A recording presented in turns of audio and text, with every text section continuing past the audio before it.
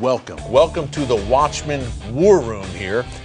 So you think you know about Israel. You think you know the threats Israel is up against. Of course, Iran is developing nuclear weapons. Of course, the Palestinians want a state. Hamas is firing rockets. Hezbollah has some 60,000 rockets and missiles pointed at every inch of the Jewish state. But folks, it's much deeper than you can even imagine. I'm joined today by my friend Mark Langfan. He's the chairman of Americans for a Safe Israel, and Mark has done a fantastic job of breaking down the security threats facing Israel in just these amazing maps. I've never seen anything like them. I think they're enlightening. I think you're going to learn something today. Mark, first of all, welcome. Great to have you here. Thank you for having me, Eric. We are going to start. You have a series of these magnificent maps you can find at marklangfan.com. We're going to start on this broader map of the Middle East. Mark, walk us through this map. Here's tiny Israel, folks, the size of New Jersey. Mark, walk us through and show us what Israel is up against. Well, this map is really not just to show what Israel is up against, but more the point relating Israel to Greece and to NATO and Western civilization. Because oftentimes Israel is couched as a little Satan, whereas America is a big Satan. Sure. What this really shows is that Israel is the tip of the West spear. Yeah. And without Israel, you would have a Muslim tsunami vectoring right into Greece and NATO. Right. How many Muslims here? You've got 370 million Muslims, and in this little corner up here, you've got 11 million Greeks. Now, the only non-Muslim country between 11 million Greeks and 370 million Muslims is the 6 million Jews of Israel. So Israel, what you're saying, Mark, Israel is essentially the first line of defense for Western civilization.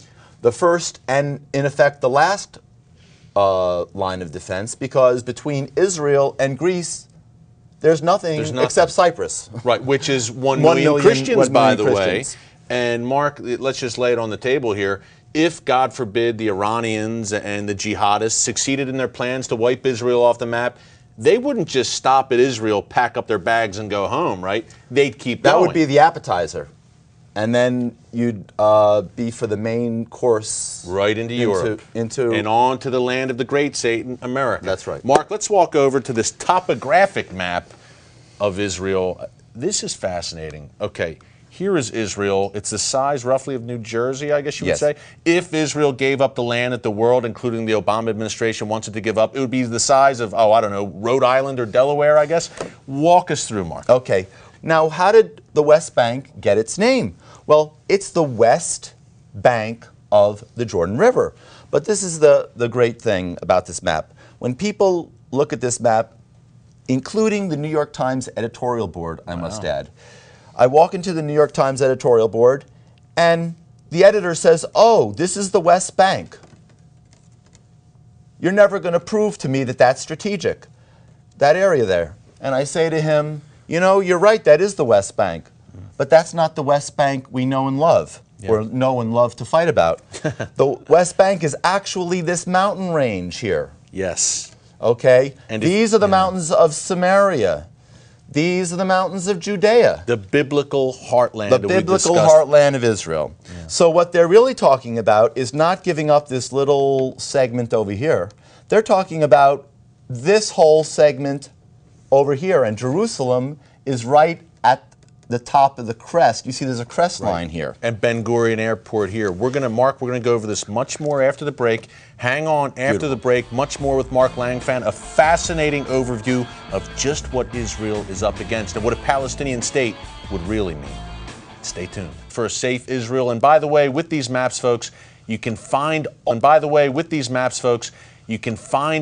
of them at marklangfan.com.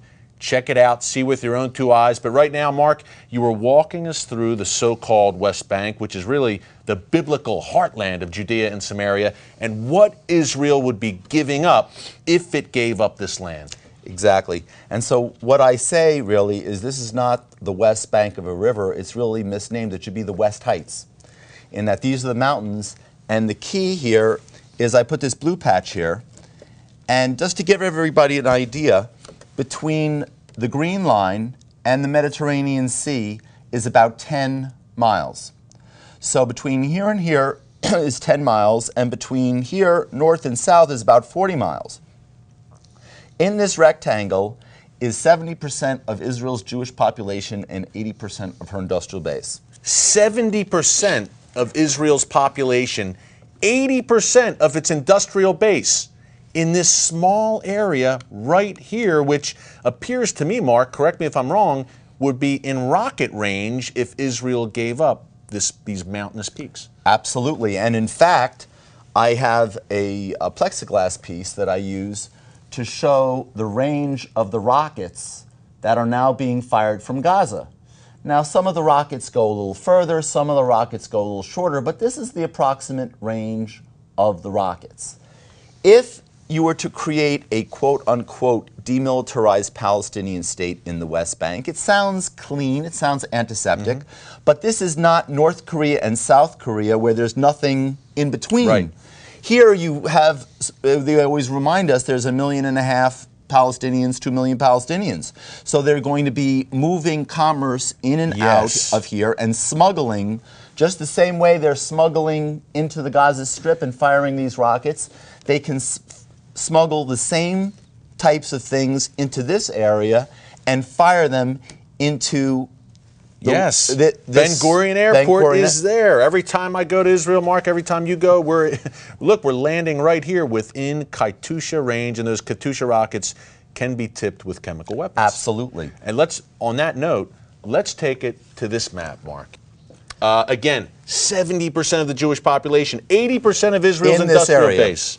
So now, why is this so critical? Well, it's critical because Hamas and Fatah have fired about 15,000 rockets from the Gaza Strip. And thank goodness it hasn't killed very many people. And the reason it hasn't killed very many people is because this is mostly empty farmland. So it's basically like firing a Katyusha rocket from North Dakota in North Dakota. No negative against North Dakota, but it's relatively empty. Sure. The difference is if you were to get one rocket into the West Bank and fire it from the West Bank mountains into this heavily, densely populated area, it would be the same as firing a rocket from Brooklyn into Manhattan. Wow.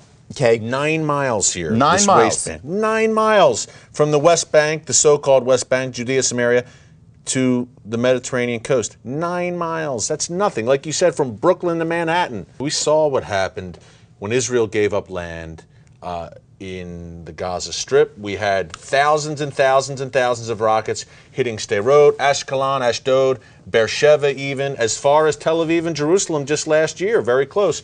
What would happen? What do you think would happen? And Mark has laid it out for us eloquently and convincingly. What would happen if the West Bank, the so-called West Bank, was forged as a Palestinian state? This would be a new terror base. You would have an Iranian terror base, not only in Lebanon, to Israel's north, Gaza to its south, but in the breadbasket, the heartland of Israel. Mark, thank you so much for breaking this down for us. I understand it even much better, and I've been to Israel, I've been on the ground, but to see it broken down in these maps to me was invaluable. We can't thank you enough, and we'll see you again next week.